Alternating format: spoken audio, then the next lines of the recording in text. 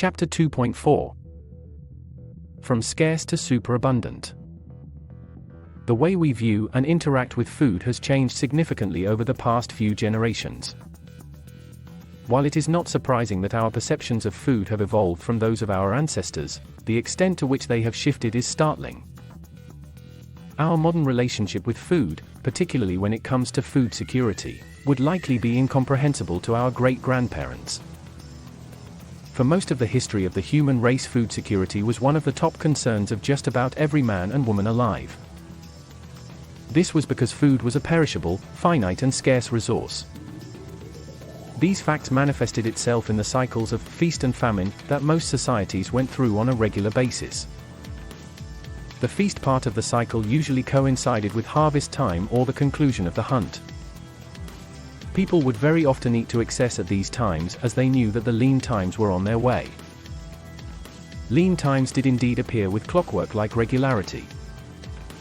They could normally be traced back to changes in the season, failed harvests or hunts, the inability to keep food from spoiling, ongoing struggles to move food from places where it was plentiful to where it was not.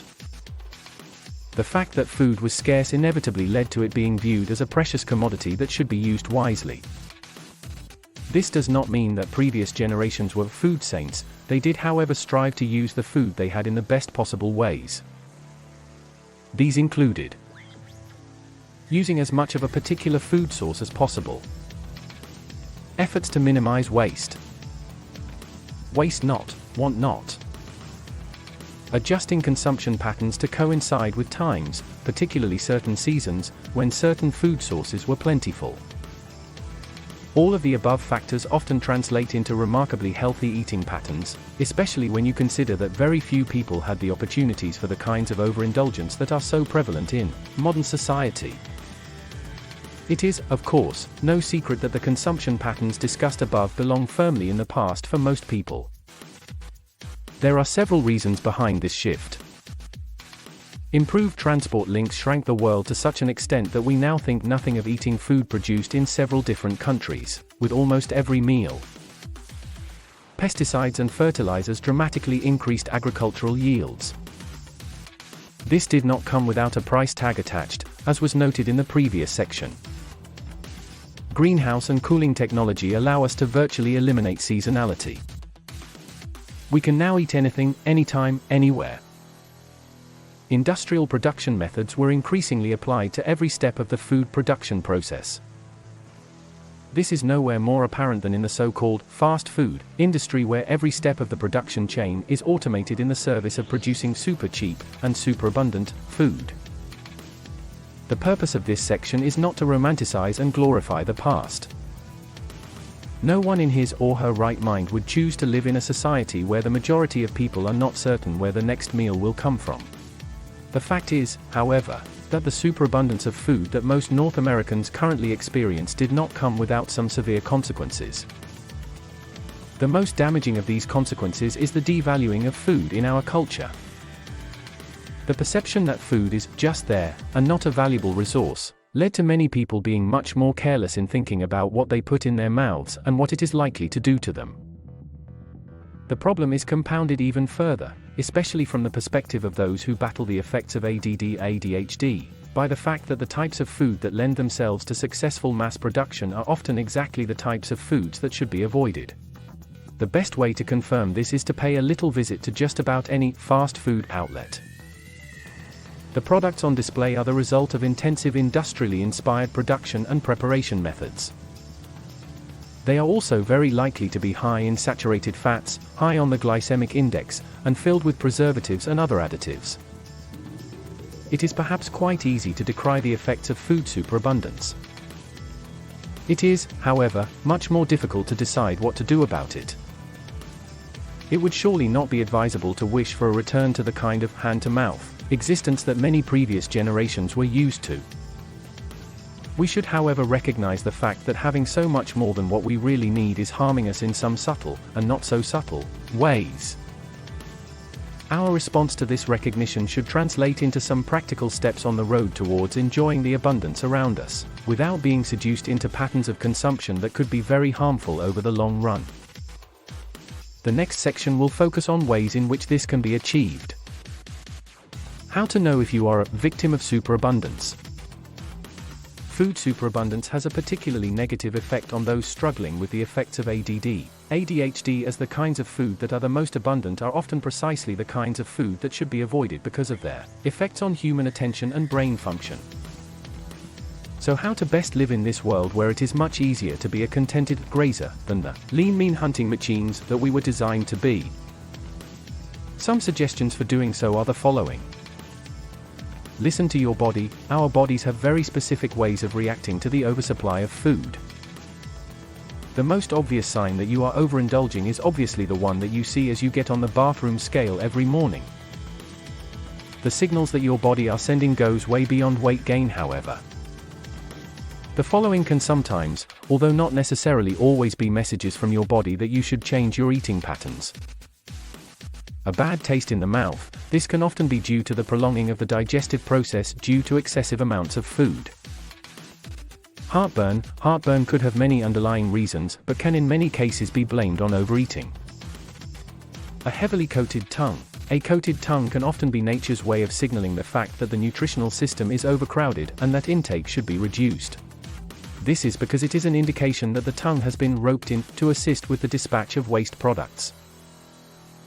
A muddier skin. This occurs with big league overeating and is a sign that the body has to get rid of so much waste products that it attempts to release some of it through the skin. Dull eyes. If too much bile is released into the bloodstream, it can affect the whites of the eyes, usually by making it dull or giving it a greenish tinge.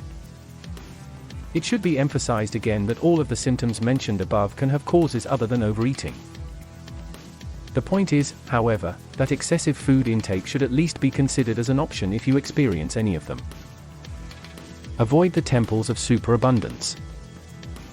One of the most visible results of the food superabundance in our society is the proliferation of fast food outlets. It is no secret that many of these establishments work on the principle of the lowest common denominator by offering the largest possible portions at the lowest possible price. This is mostly done at the expense of quality and nutritional value. It does not make sense to rejoice in the fact that you got so much food for so little if you have to count the cost in terms of negative nutritional and emotional outcomes afterwards. I realize that going out for fast food is almost a ritual in our society, but we really need to begin counting the cost of this habit. This is especially true in the case of families who are struggling with the management of ADD/ADHD in one of its members. The average fast food meal could almost have been custom designed to exacerbate ADD/ADHD, as it usually contains highly refined carbohydrates at the top end of the glycemic index, very high amounts of saturated fats that could seriously impede brain function by limiting the absorption of good fats, high levels of sugar, guaranteed to shoot blood sugar levels through the roof and set the blood sugar roller coaster rolling. High levels of caffeine in soft drinks. This could lead to a worsening of ADD/ADHD symptoms or even to an ADD/ADHD misdiagnosis, due to sleep deprivation being mistaken for the condition. Many different kinds of additives and preservatives that could interfere with natural digestion and absorption processes.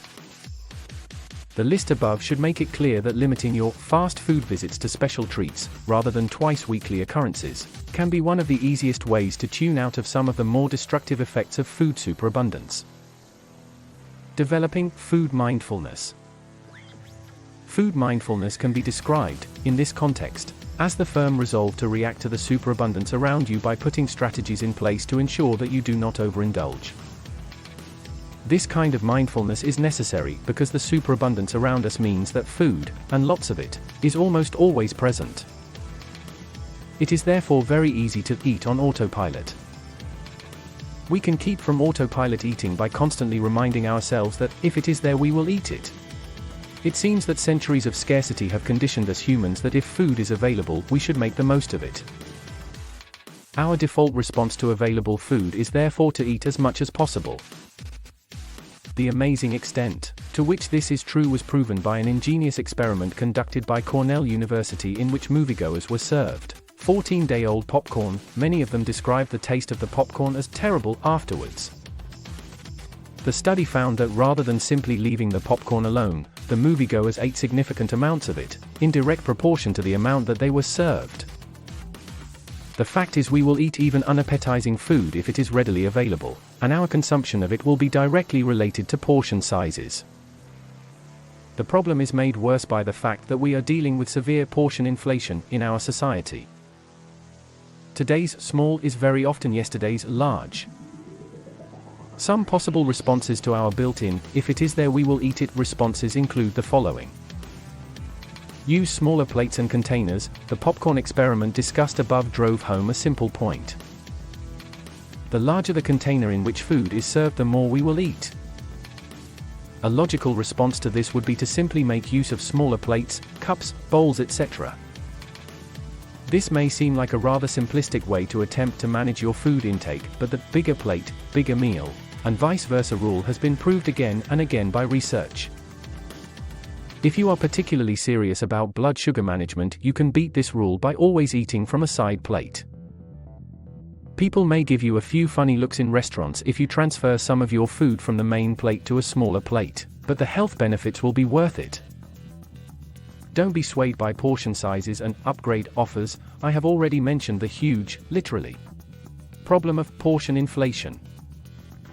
You would be well advised to be aware of this as you make your food choices, and of the fact that choosing a small does not mean that you are depriving yourself, but rather that you are making sensible food choices not dependent on other people inviting you to completely overindulge by the benchmarks that they have set. Don't even get me started on supersize and other upgrade offers. Their only purpose is to make more money for food outlets. Nobody else receives any benefits from them, despite the insistence that you will be getting a good deal, especially since the long-term use of such offers is quite likely to lead you into some pretty serious health issues. Keep a food diary. One of the best ways of modifying your eating habits is to keep a detailed daily food diary.